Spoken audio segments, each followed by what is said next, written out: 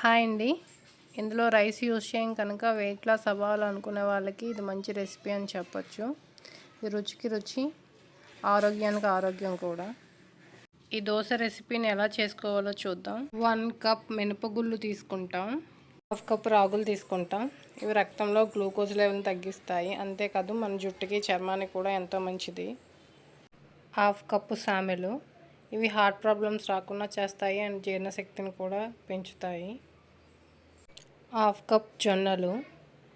ఇవి బోన్ హెల్త్ని ఇంప్రూవ్ చేస్తాయి అండ్ క్యాన్సర్ని ప్రివెంట్ చేస్తాయి.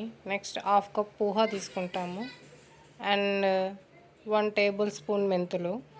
ఈ మిల్లెట్స్ అనే కాదు, మన దగ్గర ఏ మిల్లెట్స్ ఉంటే ఆ మిల్లెట్స్ ఈ కొలతల్లో తీసుకుంటే సరిపోతుంది. వాటర్ పోసి నీట్గా వాష్ చేసుకోవాలి. వాష్ చేసుకున్నాక వీటిని మనం 6 to 8 అవర్స్ అనేది బాగా నానబెట్టాలి. నార్మల్గా అయితే మనం నార్మల్ దోశకు 4 అవర్స్ సరిపోతుంది. ఈ మిల్లెట్స్ కంటే నానడానికి కొంచెం టైం పడుతుంది కనుక 6 to 8 అవర్స్ నానబెట్టేటట్లు చూసుకోవాలి. 6 to 8 అవర్స్ నానాక మనం వీటిని మనం గ్రైండర్లో కానీ లేదంటే మిక్సీ జార్లో కానీ యూజ్ చేసుకొని గ్రైండ్ చేసుకోవచ్చు. నేనైతే మిక్సీ జారే యూజ్ చేశాను. దోశ బ్యాటర్ అనేది మెత్తగా ఉండేటట్లు చూసుకోవాలి. ఈ దోశ బ్యాటర్ని 8 అవర్స్ పులవనివ్వాలి. 8 అవర్స్ పులవనిచ్చాక ఇదిగోండి ఈ విధంగా అవుతుంది.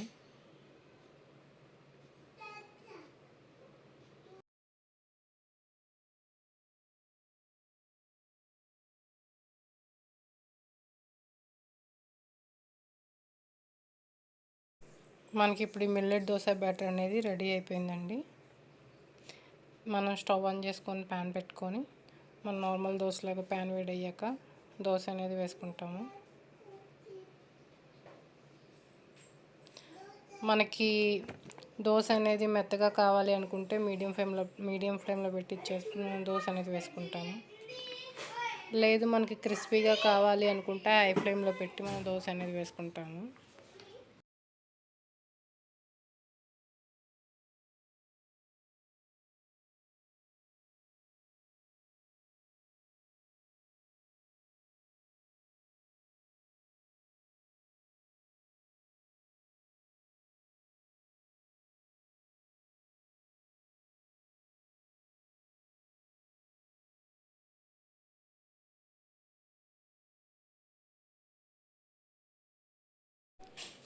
ఈ దోశ పిండితో ఉల్లి దోశ, మసాలా దోశ వేసుకోవచ్చు. సేమ్ మనం నార్మల్ దోశ పిండితో ఎలా వేసుకుంటామో అలానే వాడుకోవచ్చు.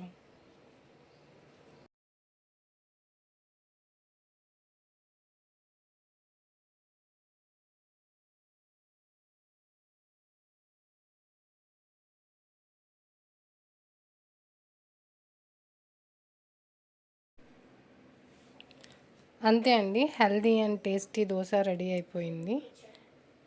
ఇలాంటి హెల్దీ రెసిపీస్ కావాలి అనుకుంటే మన ఛానల్ని సబ్స్క్రైబ్ చేసుకోండి.